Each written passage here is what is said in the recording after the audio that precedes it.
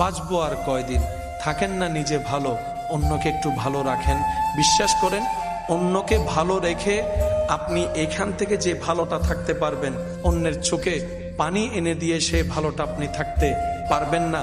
হয়তো জিত করে আপনি সাময়িক একটা জিতের আনন্দ আপনি হয়তো নিতে পারবেন, কিন্তু বিশ্বাস করেন আপনার ভিতরে যদি বিন্দু পরিমাণ মনুষ্যত্ব থাকে, আপনি কারো উপর জুলুম করে কাউকে কষ্ট দিয়ে আপনি শান্তিতে রাত্রে ঘুমাতে পারবেন না। আপনার মনুষ্যত্ববোধ আপনাকে বারবার জাগিয়ে তুলবে। কথা বলেন ঠিক কিনা? মনুষ্যত্ববোধ যার কাছে থাকবে সে কখনো আরেকজনকে অন্যায়ভাবে কষ্ট দিয়ে ঘুমাতে পারবে না। সুখী কারা লিস্টটি যদি করেন, আপনাকে প্রথম নাম্বারে রাখতে হবে জগতের পাগল যারা, তারাই সবচাইতে সুখী। এবার পাগলকে জিজ্ঞেস করেন, ভাই তুমি সুখীদের লিস্টিতে এক নাম্বারে কেন?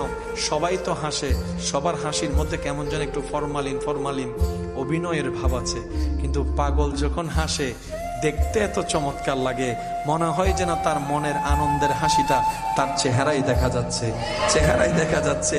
ও পাগল, তুমি এত সুন্দর করে হাসো কেন?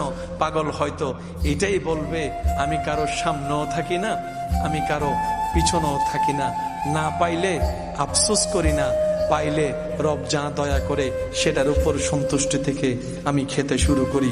আমি মাথার উপরে ছাদ, ঘরের ভিতর একটা এসি খুঁজি না, যেখানে রাত সেখানেই আমি কাজ হয়ে যাই। আমি টাইম বাম বুঝি না, সেজন্য তোমরা ইনকাম করে চলতে হয়, পেট চালাতে হয়।